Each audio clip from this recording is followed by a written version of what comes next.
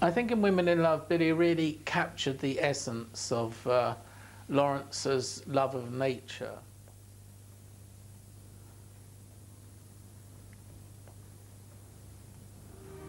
Billy Williams' ability to interpret the mood required for a scene, his eye for detail and colour, and his love of lighting actors have become his trademark.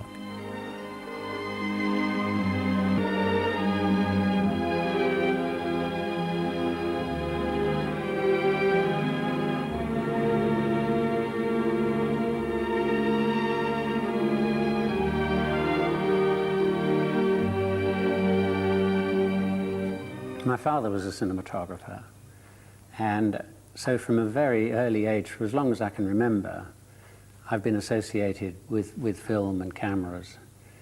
My father started and entered the industry in 1910, and he actually filmed the surrender of the Germans at Scapa Flow at the end of the First World War.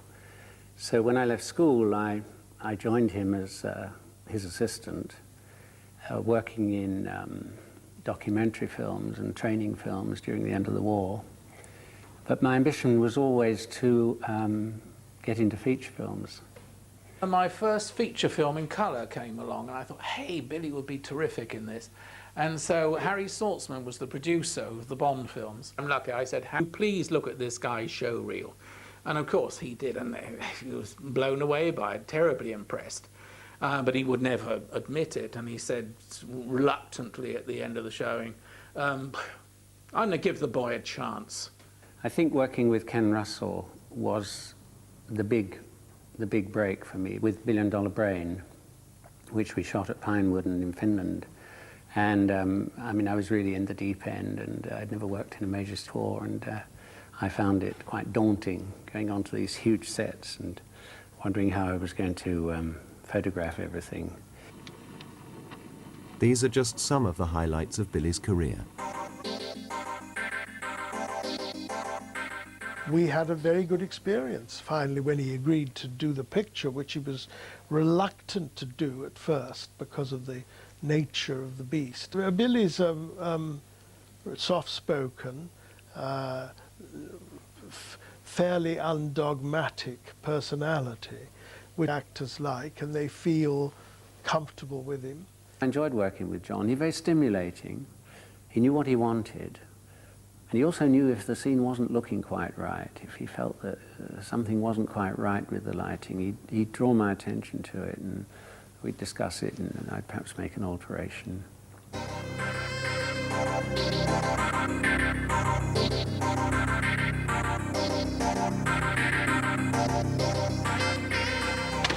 Billy was to share the Oscar for his cinematography on Richard Attenborough's Gandhi with fellow director of photography Ronnie Taylor.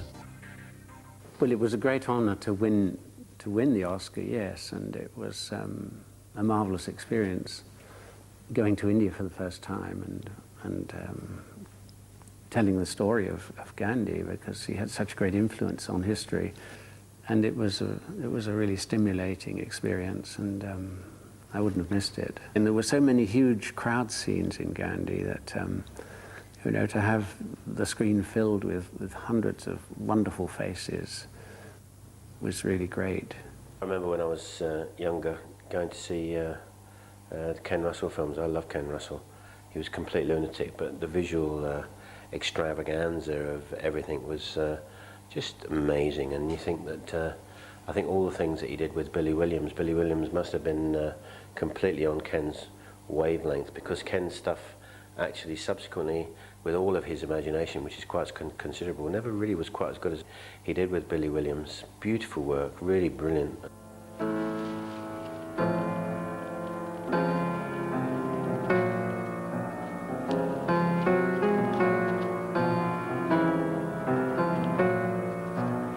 Women in Love in particular is a film with great richness of colour, and the costumes and the design reflected that.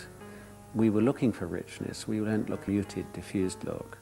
And so it comes through as a very colourful film, and I think that that's one of its strengths.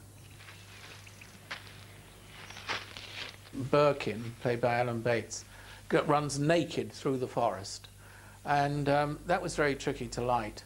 And he eventually comes out of the forest and just rolls in the early morning dew of the grass. The grass, you know, it's that nice long sort of country meadow grass.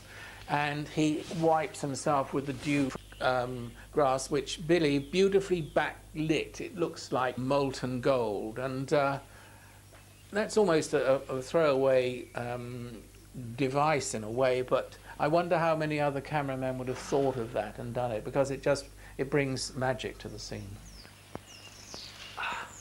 There was a particular scene where Alan Bates and Oliver Reed are discussing marriage and their relationship to one another. And the Alan Bates character is, he wants to be married, but he also wants a relationship with Anne. And so he's got this, this dilemma. And we found this room that had 3 mirrors on each wall, and 1 wall without a mirror. So we were able to shoot with reflections and have the image of the person repeated a number of times, which kind of added to the confusion that Alan Bates was in about what his sexuality was. And also, as luck would have it, one of these mirrors had a huge crack across it, which we used to effect. And I think we were able to shoot that scene in a room of mirrors. Adds to the quality of the scene, but it was lucky because we hadn't planned to shoot it in a room of mirrors. It just happened to be there. There was a twilight scene where 2 newlyweds drown at a picnic, a great big party in honor of the wedding, and it looked really great at dusk when the Chinese lanterns were just beginning to spike through. I wanted to shoot this at the magic hour, which only lasted 5 or 10 minutes. And that meant that we had to come back to that scene 3 times. We did it over 3 successive evenings, which was great. That the actors were willing to go back into the water and pick it up where they finished the night before. So I had a certain amount of daylight, which I made look a little bit cold and blue, so that the water looked an inky blue-black. And then it was punctuated with lights from the Chinese lantern boats with lanterns in them, and also lanterns in the distance where there's a fairground going on. And this highlighted the water and provided a contrast with the darkness so that you could appreciate what was going on. Billy is very sensitive to what's going on around him, and is particularly good with actors, particularly actresses. He makes all women look wonderful. He has this old, I was going to say French knickers, but a French stocking that he often puts over the lens to act as gauze to soften all the lines away and make her look glamorous. Of course, the one big scene that people remember, perhaps, is the nude wrestling scene. We were able to have this enormous fire, and the light from the fire provided the key light for the action. There was a certain amount of anxiety and amongst the crew, I think, and Alan was very professional, very prepared, but I think Ollie was quite a bit nervous, and I think he'd fortified himself with a certain amount of vodka before he came on set. And then when they both stripped off, Ollie was absolutely mortified because he discovered that Alan was, shall we say, rather better equipped than he was. And so he used to run off into the corner, pretend to sort of try and improve matters a little, and then come back and get on with the scene. But I think it was just a way of breaking the tension. Billy knew, and I knew, that that was the only lighting source, that great big log fire. And so he cracked it, he did it, you know, and I don't know if many could have equaled it. It was unique. I haven't seen anything to equal it, actually.